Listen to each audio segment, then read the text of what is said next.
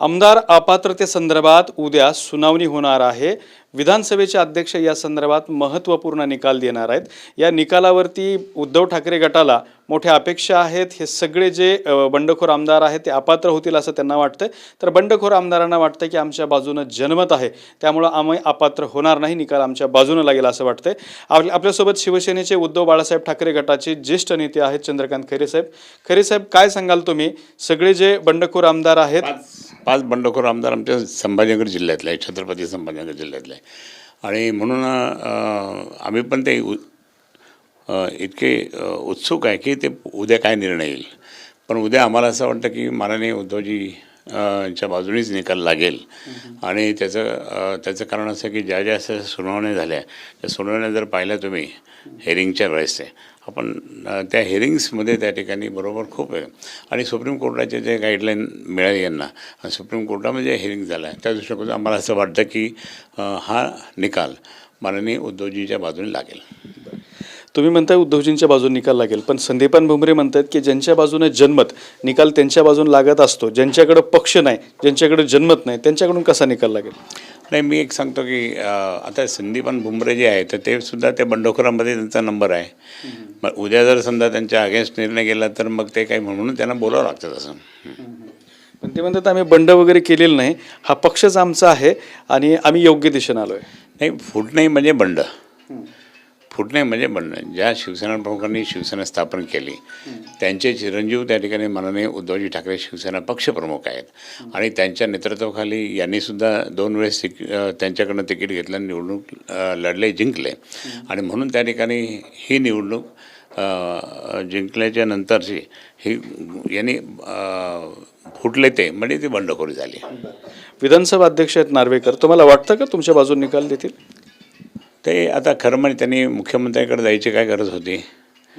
मुख्यमंत्र्यांकडे जाण्याची गरज नव्हती, कारण ते मुख्यमंत्री त्यांच्याकडे गेले असते अध्यक्ष म्हणून काय म्हणून।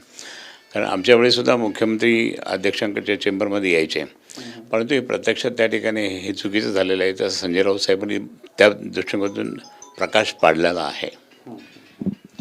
मग तुम्हाला जर असं वाटतं तर निकाल कसा काय लागेल तुमच्या बाजूनं? मग निकालावरही तुम्ही विश्वास ठेवताय, आज विधानसभा अध्यक्षांवरही विश्वास नाही? विश्वास ठेवता म्हणजे आम्ही हे समजू की हा निकाल आमच्या बाजूने लागू शकतोच, इतका प्रामाणिक न्याय देव। विधानसभा अध्यक्षांवर शंका असताना निकाल तुमच्या बाजूने कसा येईल? कशा करता जायचं? मग ते हे जर काही तिथे गोलमाल करत असेल तर सुप्रीम कोर्ट आहे आमच्यासाठी, परंतु प्रत्यक्षात त्या ठिकाणी संपूर्ण महाराष्ट्रातील जनतेला दिसतं की हे काय चाललं।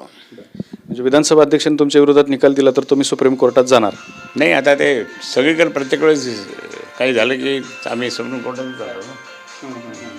अच्छा, दुसऱ्यामध्ये एक मुद्दा असा उपस्थित होतोय, जर ह्या निकाल त्यांच्या बाजूने गेला तर संदीपान भुमरे म्हणले की येणारी लोकसभा निवडणूक मी लढवणार आणि समोर कुणी असू द्या, आम्ही कैक लाख मतांच्या फरकाने निवडून येणार। म्हणजे त्यांचा म्हणण्याचा अर्थ असा आहे की चंद्रकांत खैरेंना लाखो मतांनी पाडणार। मैदानात या, मग मैदानात कोण जिंकतं कोण हारतं ते दिसून येईल, कारण मी त्या ठिकाणी प्रामाणिक कार्यकर्ता, एकनिष्ठ कार्यकर्ता। जनतेला, या संभाजीनगरच्या जनतेला फक्त एकनिष्ठता पाहिजे, बंडखोरी नाही पाहिजे।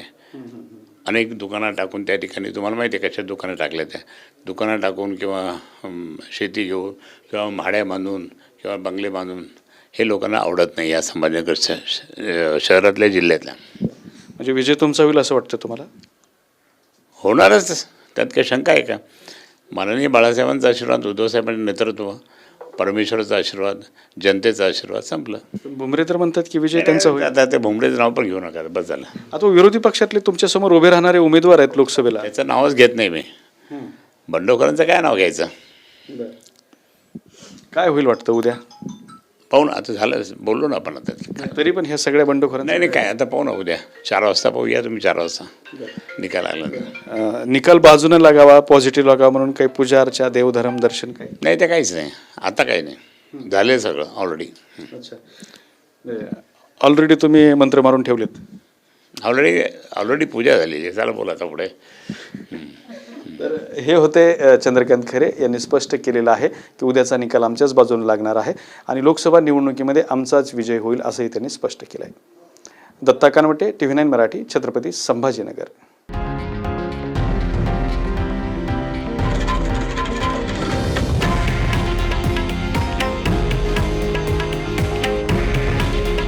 हे आहे देशातील नंबर 1 न्यूज नेटवर्क आणि आपण पाहत आहात TV9 मराठी.